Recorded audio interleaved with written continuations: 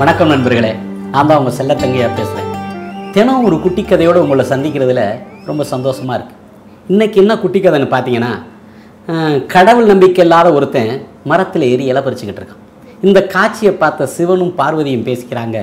சிவன் சொல்கிறார் பார்வதிக்கிட்ட, இங்கே பாருமா, இந்த மரத்தில் ஏறி இலை பறிச்சுக்கிட்டு இருக்கிற பக்தன் இன்னும் கொஞ்சம் நேரத்தில் மரத்திலேருந்து தடுமாறி கீழே விழுந்து இறந்துட போகிறான், அவன் மிதி முடிய போகுது அப்படின்னு சிவன் பார்வதிக்கிட்ட சொல்கிறார்.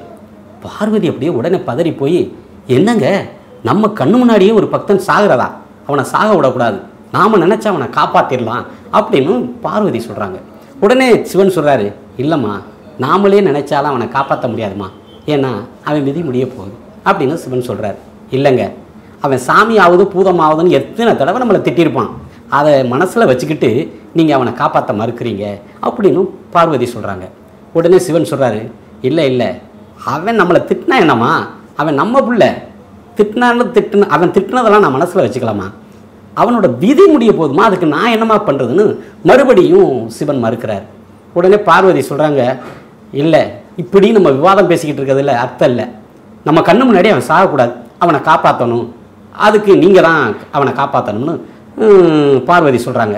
சிவன் சொல்கிறாரு, ஏன் அப்படி முடிஞ்ச அவனோட விதி முடிய போதுன்னு நான் சொல்கிறேன், உனக்கு நம்பிக்கை இல்லை, முடிஞ்சா நீ காப்பாற்றிக்க அப்படின்னு பார்வதி சொல்கிறார். பார்த்தீங்களா, நீங்களும் நானும் இப்படி சண்டை போட்டுக்கிட்டு இருந்தாலே அவனோட விதி முடிஞ்சிடும், அப்படியெல்லாம் இல்லை, நீங்கள் காப்பாற்றுங்கன்னு. இல்லை, நீயே காப்பாற்றுமான்னு.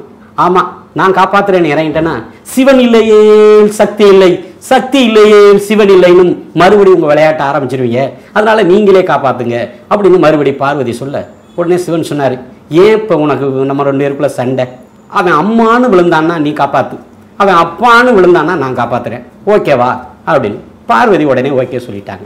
இப்போது அவன் மரத்துலேருந்து இலை பறித்து கீழே விழுகிற அந்த தருணத்தை, அவன் விழுக போகிற தருணத்தை எதிர்பார்த்து 2 பேரும் பார்த்துக்கிட்டு இருந்தாங்க. அவன் மரத்துலேருந்து மரம் கிளை ஒடிஞ்சு அப்படியே கீழே விழுந்தான். விழுகும்போது அம்மானு விழுந்தா நான் காப்பாற்றணும்னா பார்வதி தயாராக இருந்தாங்க, அப்பான்னு விழுந்தா அவர் காப்பாற்றுறதுக்கு அவர் தயாராக இருந்தார். அவன் ஐயோன்னு விழுந்தான், விழுந்து கீழே விழுந்து இறந்தார். அவனை யாருமே காப்பாற்றலை. இதாங்க விதிங்கிறது. நமக்கு சாமி மேலே நம்பிக்கை இருக்கோ இல்லையோ, நிறைய பேர் சாமி இருக்குங்கிறாங்க, இல்லைங்கிறாங்க. நம்மளை பெற்றாங்கல்ல அந்த அம்மாவும் அப்பாவும் நமக்கு சாமி தாங்க. அம்மா அப்பாவை நினச்சிக்கங்க, அம்மா அப்பாவை கும்பிடுங்க.